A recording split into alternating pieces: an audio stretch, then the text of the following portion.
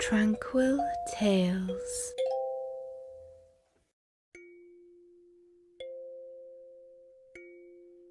The Highwayman by Alfred Noyes.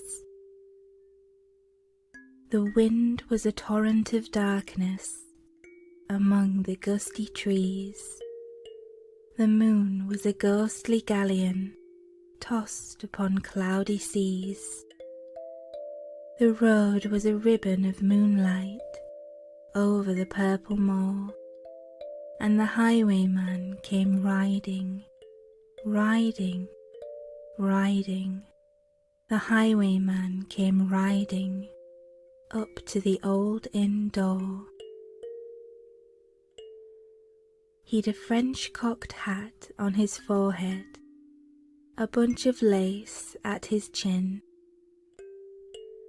a coat of the claret velvet, and breeches of brown doeskin. They fitted with never a wrinkle. His boots were up to the thigh, and he rode with a jewelled twinkle, his pistol butts a twinkle, his rapier hilt a twinkle, under the jewelled sky. Over the cobbles he clattered and clashed in the dark inn yard. He tapped with his whip on the shutters, but all was locked and barred. He whistled a tune to the window, and who should be waiting there but the landlord's black-eyed daughter, Bess, the landlord's daughter, plaiting a dark red love knot into her long black hair. And dark in the dark old inn yard a stable wicket creaked, where Tim the ostler listened. His face was white and peaked, his eyes were hollows of madness, his hair like mouldy hay. But he loved the landlord's daughter, the landlord's red-lipped daughter. Dumb as a dog he listened, and he heard the robber say, "One kiss, my bonny sweetheart, I'm after a prize tonight, but I shall be back with the yellow gold before the morning light. Yet if they press me sharply and harry me through the day, then look for me by moonlight, watch for me by moonlight. I'll come to thee by moonlight, though hell should bar the way." He rose upright in the stirrups. He scarcely could reach her hand, but she loosened her hair in the casement. His face burnt like a brand, as the black cascade of perfume came tumbling over his breast, and he kissed its waves in the moonlight. Oh, sweet black waves in the moonlight. Then he tugged at his rein in the moonlight and galloped away to the west. He did not come in the dawning, he did not come at noon, and out of the tawny sunset, before the rise of the moon, when the road was a gypsy's ribbon looping the purple moor, a redcoat troop came marching, marching, marching. King George's men came marching up to the old inn door. They said no word to the landlord, they drank his ale instead, but they gagged his daughter and bound her to the foot of her narrow bed. Two of them knelt at her casement, with muskets at their side. There was death at every window, and hell at one dark window, for Bess could see through her casement the road that he would ride. They had tied her up to attention with many a sniggering jest. They had bound a musket beside her with the muzzle beneath her breast.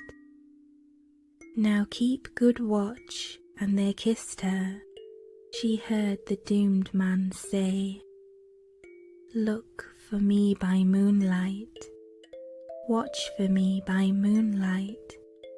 I'll come to thee by moonlight, though hell should bar the way."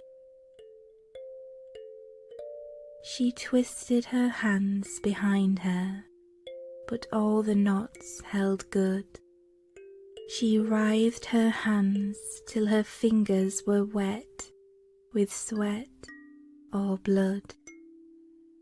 They stretched and strained in the darkness, and the hours crawled by like years, till now on the stroke of midnight, cold on the stroke of midnight, the tip of one finger touched it. The trigger at least was hers. The tip of one finger touched it. She strove no more for the rest. Up she stood up to attention, with the muzzle beneath her breast. She would not risk their hearing, she would not strive again, for the road lay bare in the moonlight, blank and bare in the moonlight, and the blood of her veins in the moonlight throbbed to her love's refrain. Tlot, tlot, tlot, tlot, had they heard it, the horse hoofs ringing clear, tlot, tlot, tlot, tlot, in the distance, were they deaf that they did not hear?